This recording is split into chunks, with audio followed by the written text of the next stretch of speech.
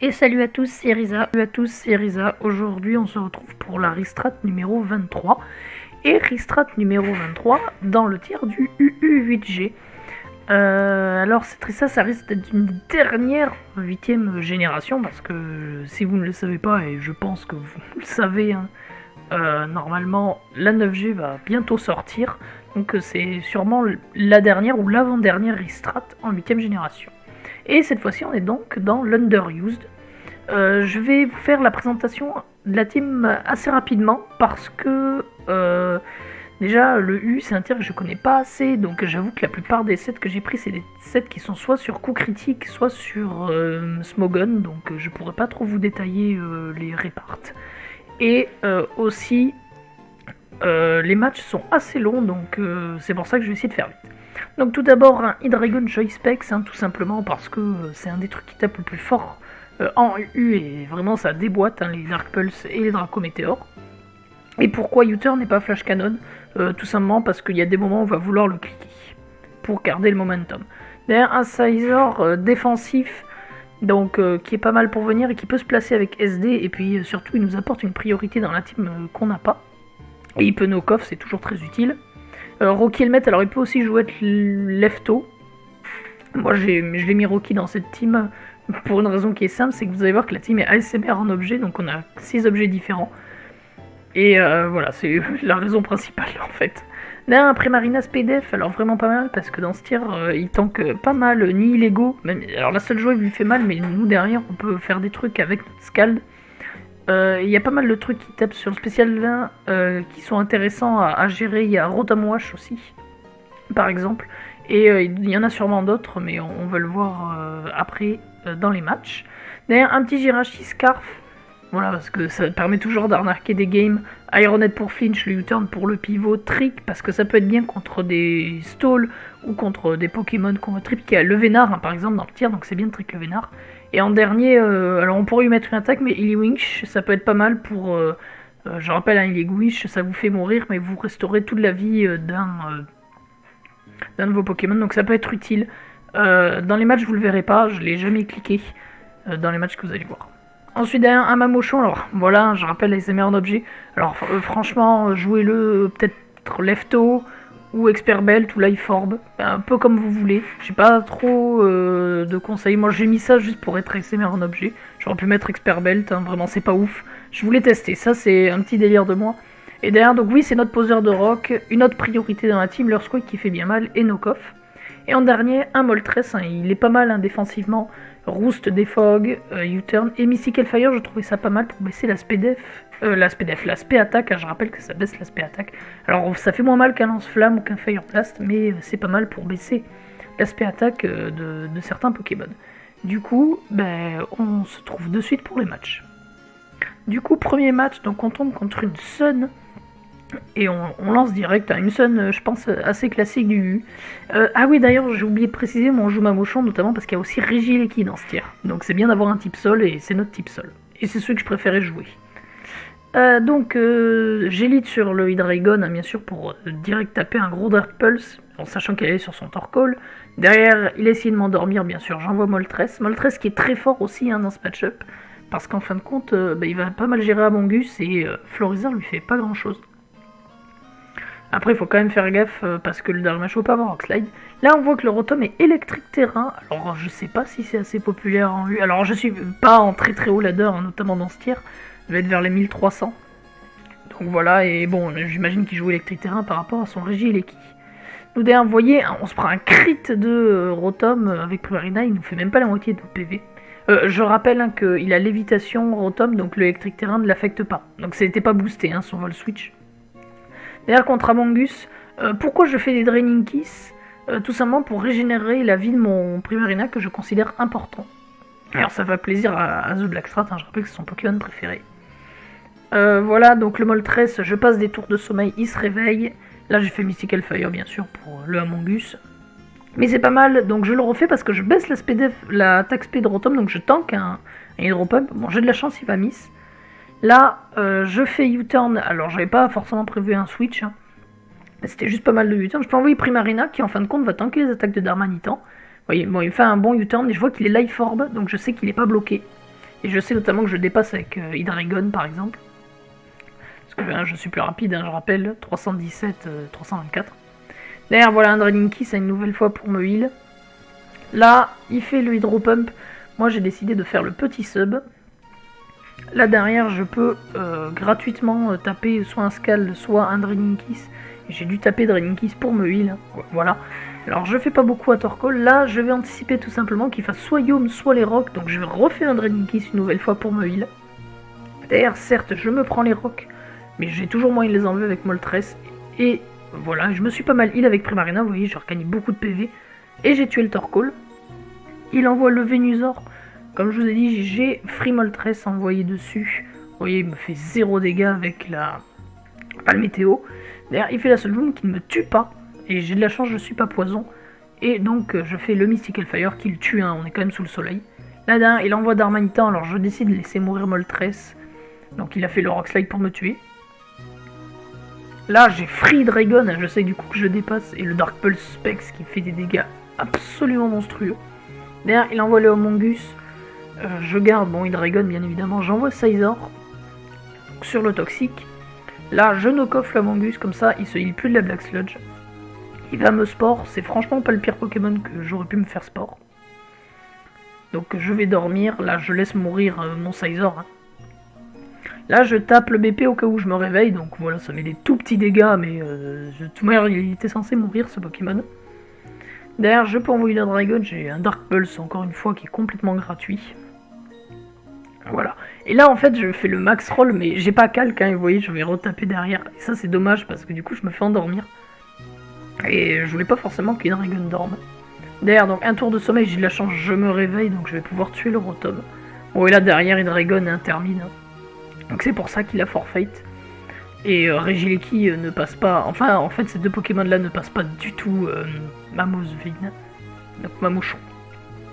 Deuxième match... On tombe contre une team... Ah ben voilà une des raisons pour lesquelles je joue Primarina. Typiquement, il y a Keldeo dans ce tiers.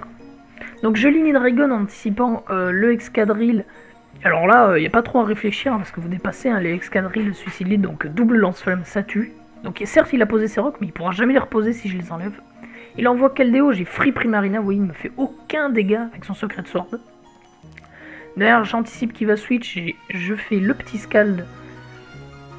Donc, et même j'aurais pu burn le Keldeo si j'y arrivais. Bon, pas de burn, c'est pas grave.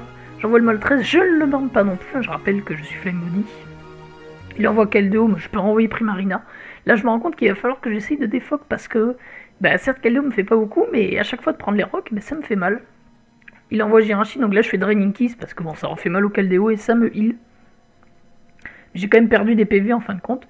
Je peux envoyer le Moltres sur le Jirachi qui va faire T-Punch. Et là, je vais le burn. Et ça c'est parfait parce que là du coup je peux défoc tranquillement. Et du coup mon Primarina est beaucoup plus gratuit à venir sur le Keldeo. J'envoie mon Primarina. Là c'est CM Keldeo, mais en fin de compte c'est pas si grave parce que moi j'ai CM aussi, je rappelle. Il me fait 38%, ça fait mal, mais je CM.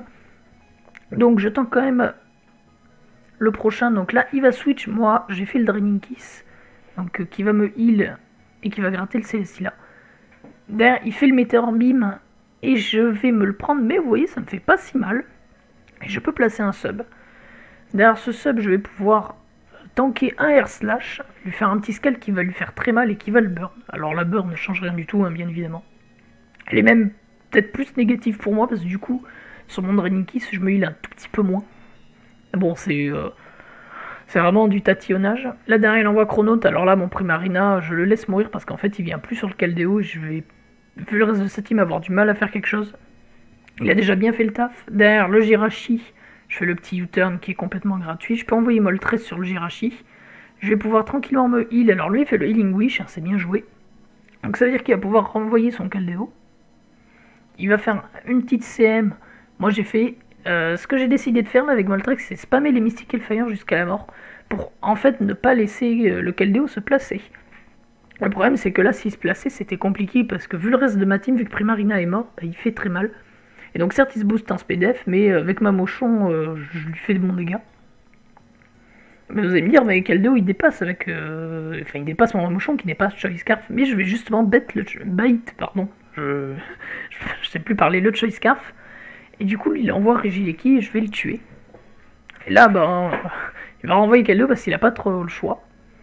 En plus, le Wings part pour peu et en fait, il se rend compte qu'il me dépasse, donc mon bait a bien marché. Et puis, bon, ma Mamochon ne servait plus à rien vu le reste, donc c'est bien ce qu'il a fait. D'ailleurs, je peux envoyer Dragon gratuitement et taper un Dracométéor. Alors là, j'ai fait un play un peu risqué, j'aurais dû switch direct, mais j'ai décidé de taper Dracométéor. Parce que je me suis dit, au cas où il me tue, et en fin de compte, il se place. Donc là, j'envoie Sizor sur une DCM. Là, il faut faire gaffe. Je BP pour le gratter, parce que lui me one-shot hein, à plus 2. Donc c'est pour lui enlever voilà, 17%, c'est de la toute petite gratte. Et là derrière, bon ben, je parlais tout à l'heure d'arnaque. Vous voyez peut-être la chose arriver, il va me scald, il me burn pas. Et bon, je vous laisse la fin du match, hein, mais voilà, c'est ça le pouvoir de Jirachi. Hein. C'est de pouvoir gratter des games comme ça, en fin de compte, à coup de Ironhead flinch. Voilà, là si j'ai le prochain flinch, je gagne le match, et bon ben, vous voyez que je vais l'avoir. En sachant bien évidemment que si je l'avais pas flinch, je perdais ce match, et bon bah il tuait Jirachi, et derrière Hydreigon, je tanquais pas un secret de sword. Et en fin de dernier team match, donc contre une team qui a l'air d'être assez forte. Donc petit lead Zarud, je me rends compte que le Zarud est Scarf, parce qu'il a dépassé mon Jirachi. Là derrière, petit U-turn sur le Copalion qui est Rocky Helmet. Je peux envoyer mon Hydreigon et taper un Dark Pulse sur le Slowking qui prend 44. Alors là, il voit que je suis Specs parce qu'il a quand même mangé la B. Hein. Donc c'est la B anti-Spectre, donc c'est la colbure. Spectre, ténèbres. D'ailleurs, j'ai retapé, je fais très mal au Cobalion. Je le booste certes, mais je lui fais très mal. Là, j'envoie Moltres qui est assez gratuit. Je vais pouvoir Mystical Fire. Là, je me rends compte que c'était pas une si bonne idée. Je vais défog sur le Slowking, il fait Future Sight. Je peux U-turn pivot tranquillement sur lui. Envoyer le Jirachi. Derrière, avec Jirachi, je vais trick le Cobalion, donc ça c'est très bien. Je vais lui prendre le petit Rocky. Et lui, il va se prendre le Scarf. Derrière, il envoie Salamence. Moi, j'ai fait un petit Ironhead, donc ça le weaken un petit peu. Derrière, j'avais fait le U-turn, donc en fin de compte, c'est bien qu'il aille sur Slowking pour moi. Parce que je peux comme ça envoyer Moltres et défog. Là, il va me faire un scale qui va me faire très très mal. Derrière, je roost en anticipant qu'il ne refasse pas scale et il va faire le Future Sight. Je peux pivot sur lui. Le Slowking est assez chiant en fin de compte, hein, parce que vous voyez, là il m'a mis quand même pas mal de dégâts, mais je pivot. Je le weaken, mais bon, il faut que je fasse gaffe. Là, je l'envoie le Hydreigon parce que pour le Future Sight, et je sais que le Slowking va vouloir se heal ou téléport. Derrière, il envoie le Zarud qui va se prendre un Dark Pulse. Alors, il prend que 28%, mais ça reste quand même énorme. Derrière, il me switch sur Nihilego, c'est bien joué.